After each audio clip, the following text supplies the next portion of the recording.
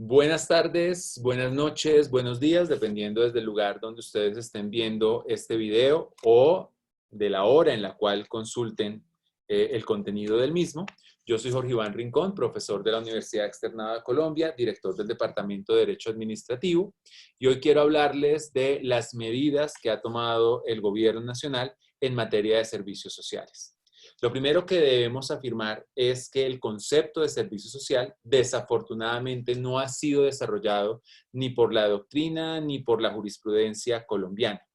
Nosotros hemos sido eclipsados por el concepto de servicio público domiciliario. Para que nosotros podamos entender qué es el concepto de servicio público social, debemos tener en cuenta tres vectores. El primero es la finalidad, es decir, la superación de condiciones de pobreza, condiciones de marginalidad o de vulnerabilidad. Y el segundo elemento es el instrumento, bien sea a través de actividades de contenido prestacional, pero muchas veces son actividades de fomento, como por ejemplo podría ser el otorgamiento de subsidios o ventajas frente a determinadas actividades. Y por último, podemos decir que esos servicios públicos hacen un acompañamiento de esta población vulnerable desde un punto de vista familiar, social, económico y cultural. Pues bien, aclarándoles que servicio público domiciliario no es servicio social, debo hacer trampa en este video, teniendo en cuenta que algunas de las medidas que ha adoptado el Gobierno Nacional recaen exclusivamente sobre servicios públicos domiciliarios. A efectos de agrupar los servicios públicos, aquí hablaremos de servicios públicos domiciliarios como si se trataran de servicios sociales, bajo el entendido de que muchas de las medidas que se han adoptado tienden a favorecer a los sectores más pobres, es decir, a estrato 1 y 2, y garantizar la efectividad de la cuarentena. Solo si estas personas tienen un acceso gratuito o por lo menos diferido en su pago en materia de servicios vitales como el agua, la luz o el gas, nosotros podemos asegurar la efectividad del confinamiento. Y esto ha hecho que salgan varios decretos sobre esta materia. Así, en primer lugar, por ejemplo, en materia de agua, la primera disposición que se expidió, que fue el decreto 441 del año 2020, lo primero que ordenó fue la reconexión o reinstalación de este servicio allí donde estuviera suspendido. De hecho, las entidades territoriales deben garantizar durante la crisis sanitaria el acceso al agua potable. Y debo señalar que esto es una discusión que va más allá de la crisis, teniendo en cuenta que hay una, digamos, tendencia muy amplia a establecer que el agua es un derecho de connotación fundamental. Adicionalmente, el agua potable, sin lugar a dudas, es una condición sanitaria. Hace parte del servicio de saneamiento básico. Sin un agua potable, nosotros tendríamos, en este caso, mayores índices de contagio. De tal manera que la primera medida tiene que ver, en este caso, con el agua. Y de hecho, hay lugares, porque desafortunadamente en Colombia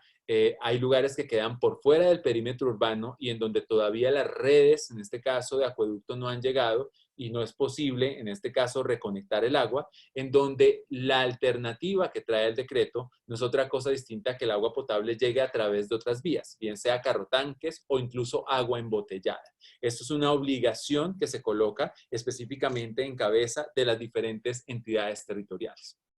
Por su parte, el decreto 517 del año 2020, pues establece que el consumo gratuito de el agua y específicamente de la energía y el gas, porque este decreto hace referencia a la energía y el gas, el 528 del 2020 hace referencia al agua. Los dos decretos establecen que no es posible que durante esta cuarentena ese servicio público sea recibido de manera gratuita, de tal manera que se conmina a los operadores de servicios públicos domiciliarios, con independencia de, en este caso, si son públicos, privados o mixtos, a que el pago de aquello que ocurra en la cuarentena, el pago de los servicios que se consuman, para los estratos 1 y 2, se difieran a 36 meses con un interés cero, es decir, sin cobrar ningún interés. Tengo que contarles adicionalmente que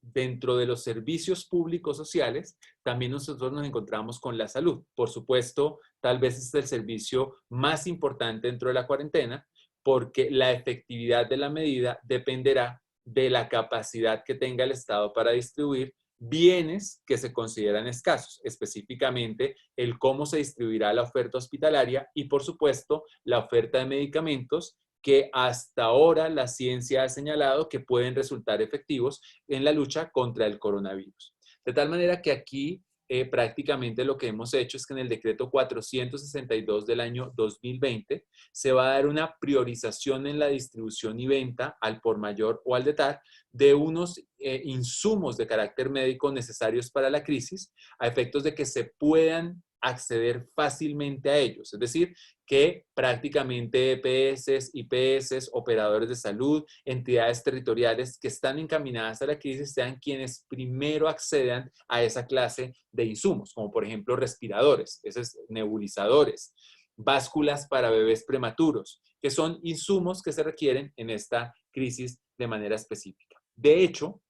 si uno revisa el decreto 538 del año 2020, uno se va a dar cuenta que desde un punto de vista de un estado de normalidad, cuando alguien quiere abrir una IPS, una institución prestadora de salud, debe cumplir unas condiciones técnicas, financieras, operativas determinadas. La habilitación, que es como allí se llama la autorización o la licencia de carácter administrativo, debe determinar la clase de servicios que se prestan y, por supuesto, la oferta de servicios que puede hacerse, en este caso al público o a los usuarios del servicio médico. No obstante, como estamos en un ámbito de emergencia sanitaria, solamente se requeriría la autorización de las entidades territoriales para que las personas que se encuentran en el registro especial de prestadores de servicios de salud, pues puedan realizar actividades que en épocas de normalidad requerirían de un análisis mucho más estricto por parte de la autoridad administrativa. Entre ellas, por ejemplo, adecuar lugares fuera o dentro, en este caso de las instituciones hospitalarias o de las clínicas, a efectos de poder prestar el servicio con una mayor cobertura. Ampliar la capacidad que ellos tengan instalada durante esta crisis, prestar servicios en modalidades que no tengan autorizadas y prestar servicios de salud que no estén habilitados. De hecho, cuando se prevé en este decreto, y creo que se hace de manera muy inteligente, que si en algún momento esas camas que nosotros estamos habilitando, las unidades de cuidados intensivos y las unidades de cuidado intermedio se empiezan a volver escasas o llegamos a un momento en donde hay mucha demanda de esta clase, digamos, de instituciones médicas, o mejor, de instrumentos médicos, pues lo cierto es que la idea es que en algún momento se centralice la gestión específicamente en las diferentes entidades territoriales, bien sean las secretarías de salud o las instituciones que manejen el sector dentro de cada uno de los municipios y departamentos, para que ellos hagan un control de la oferta y de la disponibilidad de las camas, hagan la remisión de los pacientes, porque sí es importante que los recursos que nosotros tenemos se distribuyan de una manera adecuada. De hecho, tengo que contarles que a efectos obviamente de evitar el contacto con el paciente, el decreto autoriza que que se creen mecanismos informáticos, específicamente para citas médicas. Se habla de la telemedicina, a efectos de evitar el desplazamiento de los pacientes a los lugares donde deben ser atendidos para algunas consultas, en este caso puntuales. Eso lo tendrá que determinar, obviamente, cada institución de carácter sanitario, cada IPS, dependiendo la clase de consulta de la cual nosotros estamos hablando. Pero si algo hay interesante dentro de este decreto es la imposición de una carga pública. El decreto prevé que si en algún momento es necesario llamar al personal médico, es decir, a todas aquellas personas que tengan como profesión la medicina, la enfermería o en este caso profesiones afines del sector salud, allí se permite claramente que estas personas deban prestar un servicio social obligatorio. Habrá una compensación de carácter económico, por supuesto, un entrenamiento previo por parte de las instituciones prestadoras de salud, pero algo que se prevé es que si se requiere mano de obra, quienes se dedican al servicio de salud, pues prácticamente no tengan opción, porque al hablar de carga pública hay una decisión unilateral del Estado e implicará que estas personas deban prestar sus servicios a efectos de ayudar un poco a paliar la crisis de la cual estamos hablando. Y un tercer punto que a mí me parece muy interesante es, yo lo he denominado como superación de condiciones de pobreza. Es decir, algunas medidas que están encaminadas también a, digamos, salvaguardar derechos de estos estratos 1 y 2 que generalmente pues se encuentran en desventaja, bien sea por la informalidad, por trabajos que no son lo suficientemente estables y que obviamente van a ver comprometido su mínimo vital durante la época de la crisis. Allí, por ejemplo, el decreto 507 del año 2020 establece que es función del Ministerio de Agricultura fijar aquellos productos que se consideran de primera necesidad. Es decir, hay productos que es importante que siempre estén disponibles en la canasta familiar. De hecho, también tendría que hacer lo mismo, perdón que me salga un poco del tema, el Ministerio de Salud respecto de los productos médicos para ese sector en concreto. Y es más, el DANE, tanto para temas de salud como para temas de alimentos, tendrá que llevar de manera periódica un control sobre los precios y mirar cómo se está comportando el mercado respecto de los productos de la canasta familiar y respecto de insumos médicos. Es más, el DANE tendría en este caso que identificar también si hay variaciones de carácter significativo. Es decir, si hay especulación con esos precios, es importante que el DANE informe a la Superintendencia de Industria y Comercio, que en este caso tendrá que iniciar las funciones de inspección, control y vigilancia respectivas y, si es del caso, imponer las sanciones que correspondan. De tal manera que para que la Superintendencia de Industria y Comercio pueda cumplir adecuadamente su labor, es importante que las entidades territoriales le suministren la información respecto de cómo se están comportando sus mercados, principalmente de alimentos y de medicamentos. Y por supuesto, la medida que adopta también el decreto 533 del año 2020. Si ustedes saben, hay un plan de alimentación en los colegios públicos, porque la pobreza no solamente se supera obviamente con educación, sino adicionalmente con una nutrición adecuada, y muchos de estos niños o no están recibiendo clase o están recibiendo clase de manera virtualizada. De tal manera que el decreto 533 lo que asegura es que esa alimentación le llegue a la casa de esos niños. Todavía, digamos, no se ha implementado el cómo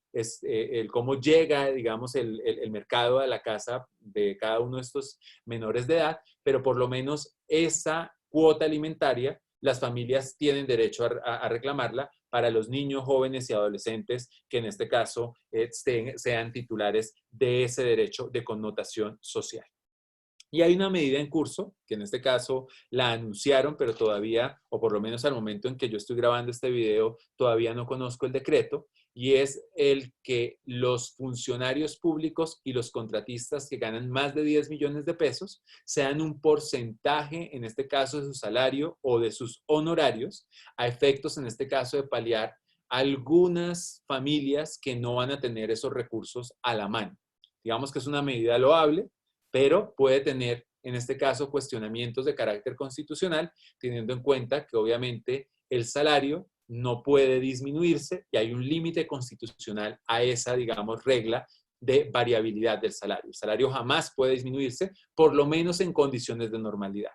Bastará o faltará mejor ver qué decide nuestra Corte Constitucional al respecto. Probablemente pueda decidir que la medida es proporcionada siempre y cuando sea verdaderamente temporal, es decir, por los 4 meses que propone el gobierno, porque lo que sería desproporcionado es que la medida se convierta en permanente, como ocurre en este caso, como ocurrió, perdón, con el 4 por mil. Si ustedes se dan cuenta, cuando uno habla de derechos sociales y principalmente en esta crisis, varios derechos fundamentales están en juego. El primero de ellos es el derecho fundamental a la salud, que es universal, pero en este caso vamos a tener bienes que son escasos y ahí la pregunta es cómo se realiza la repartición equitativa de las prestaciones que hacen parte de este servicio público. En segundo lugar, la seguridad alimentaria, a efectos de garantizar que durante la crisis, no solamente las personas que tienen recursos, sino las poblaciones más afectadas con la cuarentena, aquellas que son informales, que deben salir a trabajar, pero que por esta medida deben quedarse en su casa, tengan alimento y unos alimentos que se consideran básicos dentro de la canasta familiar. En tercer lugar, condiciones encaminadas a garantizar que tenga condiciones mínimas de habitabilidad. Eso tiene que ver muchísimo con, en este caso, la salud pública. Y allí vamos a ver cómo muchos servicios que llamamos domiciliarios garantizamos a través de subsidios o a través de aplazamientos que el servicio se preste de manera adecuada. La reflexión que debemos hacer en este momento es si en Colombia no es importante hacer un análisis profundo de los llamados servicios sociales, no solamente en épocas de crisis, sino en épocas, en este caso de normalidad, a efectos de que cuando llegue otra pandemia u otra emergencia, el tema de los sectores más, en este caso, vulnerables, esté, si no completamente solucionado, parcialmente solucionado. Espero no haber sido muy largo en esta intervención, no haberme demorado mucho. Les agradezco su atención. Buena tarde. Hasta luego.